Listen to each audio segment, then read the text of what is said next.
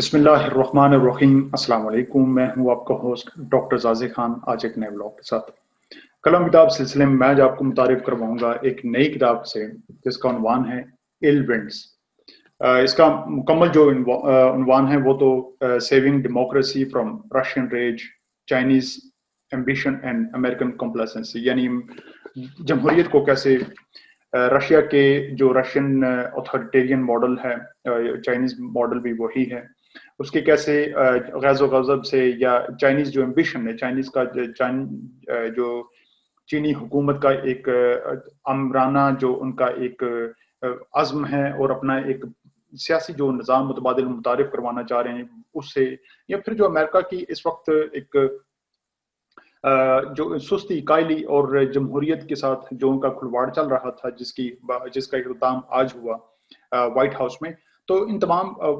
ऐसे तमाम किरदारों से और इन तमाम ऐसे जो कुव्वतें हैं उससे जमहूरियत को कैसे महफूज रखा जाए, ये इस किताब का उन्वान है। अब इसके जो मुसन्निफ हैं उनके बारे में मैं बताता चलूँ। लैरी डायमंड इसके मुसन्निफ हैं। ये किताब 2020 में शाया हुई, यानी कि गुज़श्ता साल शाया हुई। इंतहाई दिलचस्प किताब है, नई है, और इसमें तमाम जो नज़रियात और जो वाक़यात पेश किए गए हैं और जो जमहूरियत के साथ बीते जो हालात हैं वो तमाम इंतहाई रीसेंट और नए हैं। लैरी डायमंड जो इस किताब के मुसन्निफ हैं उनके बारे में कुछ मैं आपको बताता चलूँ कि वो अमेरिका की जो मोतबर यूनिवर्सिटी है स्टैनफोर्ड, वहाँ से वो पीएचडी हैं, वो मुहक्किक हैं, वो जमहूरियत पर कई कुतब के वो मुसन्निफ हैं, और वो पॉलिटिकल सोशियोलॉजिस्ट हैं। पॉलिटिकल वो कमेंट्री जारी करते हैं। दुनिया के कई ममालिक में जहाँ पर जमहूरियत जो है वो भी पनप रही है या अमरीत से जमहूरियत की जानिब सफ़र रवां तवां है, वहाँ पर उन्होंने जाकर कई ऐसे अदारे कायम किए जहाँ पर वो जमहूरी जो सरगर्म कारकुनान हैं उनकी मदद कर सकें, उन्हें तरबियत फराहम कर सकें, और तालीमी इदारों में जमहूरियत पर ऐसे कई उन्होंने जो स्पेशल वहाँ पर फंड्स वगैरह वो कायम किए हैं। तो डॉक्टर लैरी डायमंड की जो इसमें तफसीलात हैं किताब में वो खासी इसमें, चूंकि किताब 2020 में शाया हुई तो वो ताज़ा हैं। वो हालात वाक़यात जो अभी गुज़श्ता साल तक बीतते रहे दुनिया के कई ममालिक में, कई खित्तों में जमहूरियत पर, वो तमाम इन्होंने कलम बंद किए हैं। अब ये किताब फ़कत एक सवाल के गिर्द घूमती है, और वो ये सवाल है कि दुनिया के कई ममालिक में जमहूरियत का क्यों है, और दुनिया के कई खित्तों, रियासतों, ममालिक में ये जमहूरियत नाकाम क्यों है। यानी से यूरोप में बिलखुसूस या मगरब में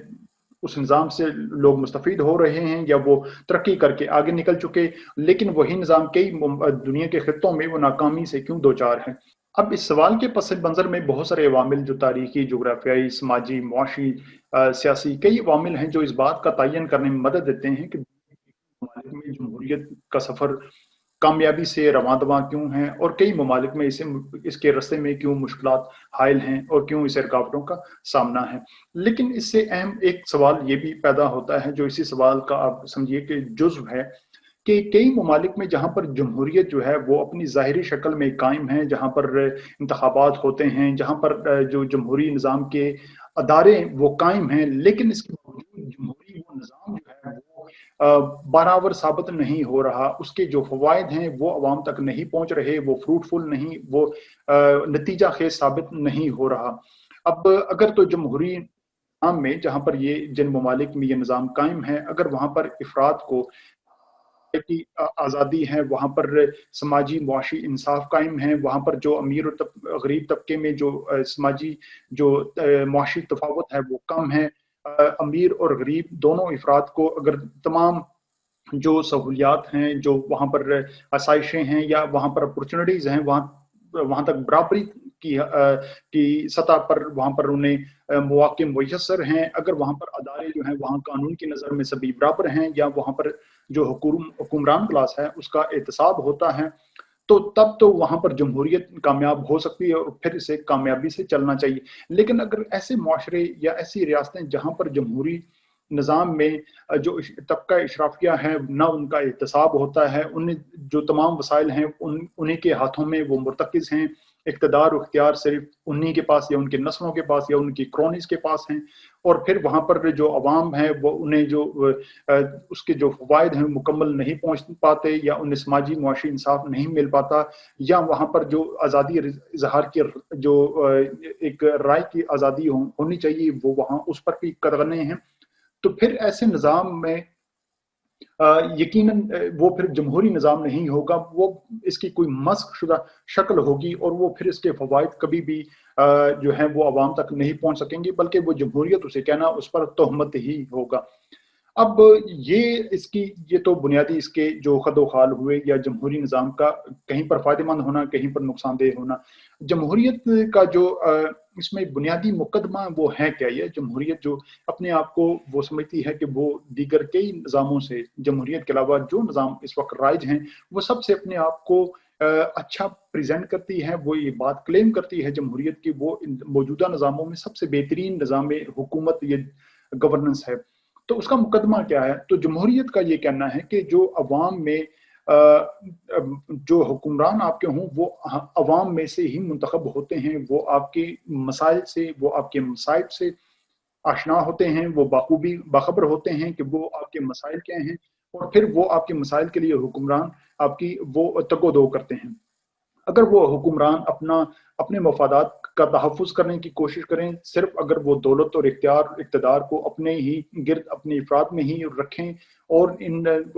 ان جو جس آئین قانون کے تحت وہ اقتدار میں آئیں، اگر اس کے فوائد عوام تک نہ پہنچے تو پھر عوام کو اختیار حاصل ہوتا ہے کہ وہ ان حکمرانوں کو اتار کر ان کا محاسبہ کریں،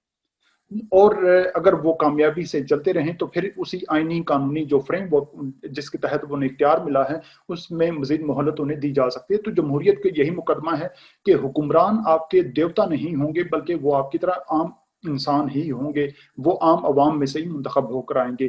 یہ کسی اور نظام میں موجود نہیں ہے ایسی کوئی خوبی کہ جہاں پر حکمران جو ہے وہ عوام اپنے آپ کو عوام کے برابر سمجھے، قانون کی جو چھڑی ہے اس کے نیچے اپنے آپ کو لائیں۔ یہ جو ادارے قائم کیے گئے ہیں حکمران کا نظر رکھنے کے لیے، وہ اس کے سامنے اپنے آپ کو جواب دہ سمجھے۔ تو جمہوریت اس لیے اپنے آپ کو سپیریئر سمجھتی ہے۔ اب اس کتاب میں تو کئی ابواب ہیں، لیکن دو ابواب پر انشاءاللہ کل اور پرسوں جو ہیں دو اقساط وہ اہم اقساط ہوں گی، ان دو ابواب پر بات کی جائے گی۔ پہلا باب یہ ہے کہ جمہوریت جن ممالک میں اپنی مسخ شدہ شکل میں قائم ہے، جہاں پر جو اشرافیہ ہیں وہ